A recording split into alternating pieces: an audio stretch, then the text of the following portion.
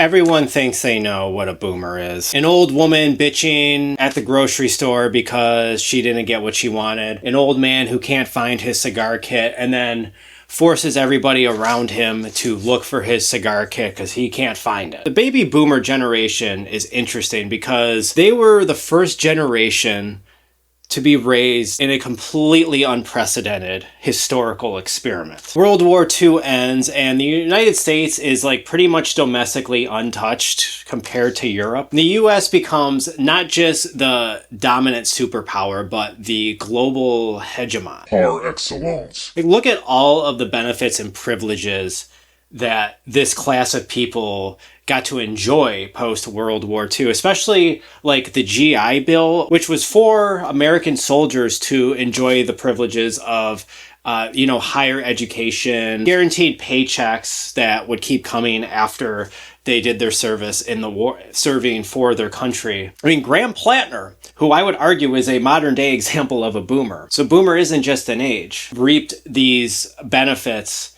and then was able to continue going overseas to continue Arabs in the Middle East. But we'll just put a pin in that for now, and we'll return to that in another video. Then you had like all of these quality of life improvements. Think of like, television comes out of radio, and then after television, you get the internet and then screens on the phone and computer, and it's just like one level of simulation after another that is designed to keep this ideology complacent and comfortable and passive, right? And then what else happens post-World War II? What does America get? We get the suburbs, we get vast highways, we get black communities getting redlined, which I know some of y'all won't agree with. Again, we'll talk about that in another video because right now, boomer ideology is not, white supremacy is too easy of a term. You can be black, you can be Latino. If you live in America and you live comfortably in the suburbs, the suburbs are a monument to boomer ideology. That is important to remember. Never forget that. So you get this generation who inherits all these like unprecedented privileges of comfort, and they've inherited all this unlike any generation before them. And then a little bit later on, Operation Paperclip happens. What is Operation Paperclip? So the boomers love to take pride in defeating Nazi Germany. But hold up a minute. According to Operation Paperclip, the United States government recruited a ton of German scientists. Because you might wonder, like, well, how did the US win the space race in the 60s with the Soviet Union? Because, of course, after Nazi Germany, we had to defeat the fascist Germans, and then we needed a new enemy, and we had this, this decades-long Cold War with the Soviets. But you ever think about how, you think we won the space race because American scientists were superior? No. The US government recruited a bunch of German scientists post-World War II. And guess what? Some of them, probably, maybe not all, but a pretty decent percentage were Nazis. But what I'm not trying to just point out U.S. hypocrisy there. There are other YouTube videos, other YouTube channels you can go to for that. But what I think is important to highlight here is that states behave pragmatically because there was a Cold War to be won. Like the post-war order in the United States wasn't created out of thin air. It was assembled from whatever pieces came from before. It's contingent. And guess what else started to become trendy around the time of World War II? Aliens. But not because people were captivated by the wonder, the potential of aliens or of an alien invasion.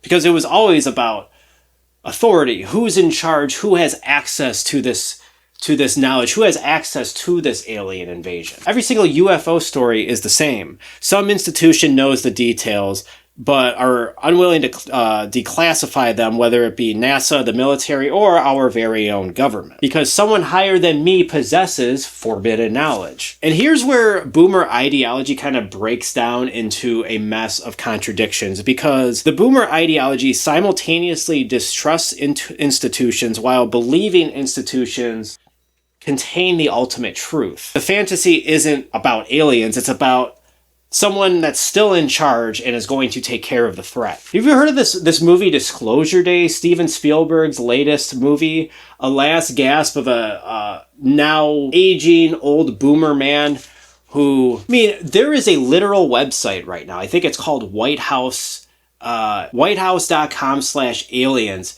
You can access this website right now, and it'll run down a scroll of text about for how 60 years in this country, aliens have in fact walked amongst us.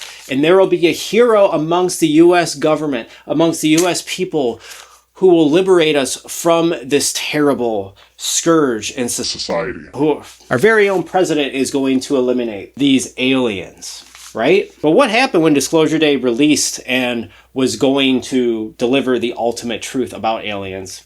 Nobody fucking cared. Nobody saw it. This is where I kind of have to like call out millennials here who we'll get to it in the second part. So boomer ideology is forged out of a post-war environment of prosperity, job opportunities, and suburbanization. So what type of profile does this create psychologically? So before I lay out the 3 psychological profiles or symptoms of boomer ideology, we have to talk about the 2 different types of boomers. The boomer operating system, or the boomer OS, has 2 default interfaces. The preservationist, or the preservation boomer, and I guess you could call the managerial boomer, or maybe technocratic boomer. And what's interesting is they disagree on how control should be maintained, but they agree that someone should be in control. Boomers don't all vote the same. They don't watch the same legacy news channels. Some of them might not even watch legacy news. So the preservation boomers, they want more restoration. They, more tradition, more hierarchy, more obedience, more nostalgia. It's a whole lot of, kids these days, and then a bunch of judgments. And this is where millennials do a lot of the heavy lifting now for boomer ideology. Millennials act like they've kind of like got boomers figured out, but I don't think a lot of millennials realize that they've just kind of become like beholden to and prop up boomer ideology. Because look at how many millennials now will shit on Zoomers. They'll talk about how Zoomers are the dumbest generation ever, and they'll say that the education system in this country is cooked, but they never seem to point out that teaching for testing is the reason why. Now, why would that be? Again, we'll put that in a pin for another video.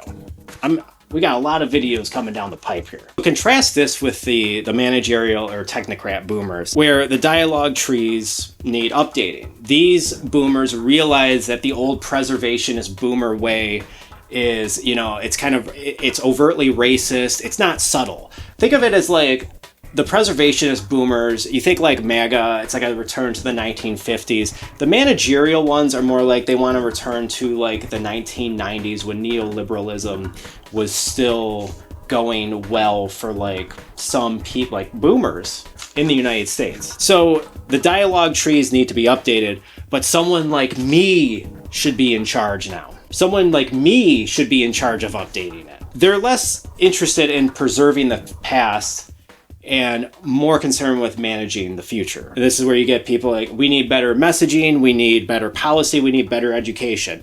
If you notice too, this is what a lot of millennials are starting to do, to try to, they act like they're acting like the boomer ideology has moved on and we just need better policing. But neither one of these types of boomers, these aren't enemies. They're more like cousins, because neither one really asks, should this OS still be running? So we need to talk about hierarchy, because I don't think boomerism is necessarily about hierarchy. You might think that's a strange thing to assert, but bear with me here. It's about legitimacy. Every functioning group has hierarchy.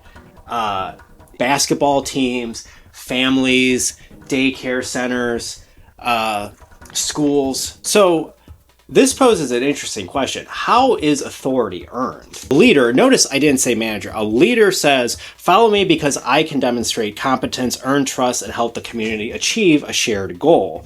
Leadership has to be continually earned. People can stop following, and they should if the leader becomes lazy and becomes beholden to these boomer entitlements. Boomer ideology has a very hard time adapting to anything new or novel to the system, whereas a good leader just can constantly adapt. Whereas boomer authority is constantly shouting, follow me because that's my institutional role.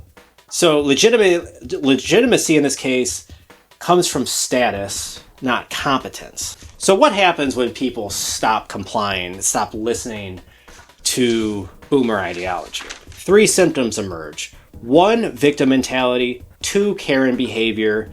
And 3, the silent treatment. The third one here is especially interesting to me, but so let's just quickly talk about the first 2. So victim mentality is like loss of status becomes active persecution. Nobody respects us anymore, and if you call out the boomer behavior, they will say you are being, ageist, stuff like that. Something like they're destroying my America. That's what the preservationists would say. The boomer manager would say, I have to fix everyone's ignorance. We'll get back to this. And then there's Karen behavior. So the preservationists, when they feel panicked, they will say, I want the manager because I've been wronged and because the rules have changed. I don't understand this. I need to talk to your manager. And the Karen is bluffing here. They think they know that the manager they demand is going to be, like I said earlier, the manager technocrat boomer. And then the Karen assumes this manager is going to give them whatever they want by, shouting, throwing tantrums, making things very physically and emotionally and spiritually uncomfortable for the manager until they just give them what they want so we can minimize confrontation and friction, right? So now we need to talk about the third symptom, the silent treatment. So there are 2 types of withdrawal. The first is the boomer type, which we've said is the silent treatment.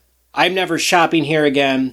I'm never coming over again because you've wronged me. This is intended to inflict guilt and shame in order to restore status. The preservation boomer withdraws dramatically, but the manager is more subtle about this. And this is a very important distinction. The managerial boomer doesn't withdraw dramatically. They choose to talk about people rather than with them. This is where you get the whispers from the gallery. This is where a managerial boomer can become a lurker, which is very important because, again, this is about a loss of autonomy. And now we're talking about somebody who has become very desperate and has retreated and is now resorting to more subtle, invisible manipulation tactics. Or they can retreat, into like online bubbles. Remember too, this isn't just like old people. This is an ideology. Have you ever heard of boomer cons? There you could be 20 years old and have a boomer ideology. They assume most others, or they assume that others must do the work before dialogue is possible. Both use distance as leverage to win you back because you'll eventually need them for something because of your guilt and your shame. Maybe you're transactionally tied to them. Maybe you've known them all your life, and this is just all you've ever known. And then you get scared when they're no longer there because they're no longer you're no longer exposed to their drama loops, but then you realize, do I want this drama or not? And if you do want the drama, I'm sorry to say, you might be a boomer. Boomerism is not just about believing your worldview is the objectively correct one. It's believing other people owe your worldview active participation. The Karen, the victim, the silent treatment are all attempts to recover that participation. So we're going to end on this. We're going to end on gray rocking. What is gray rocking? I'm going to share an anecdote here.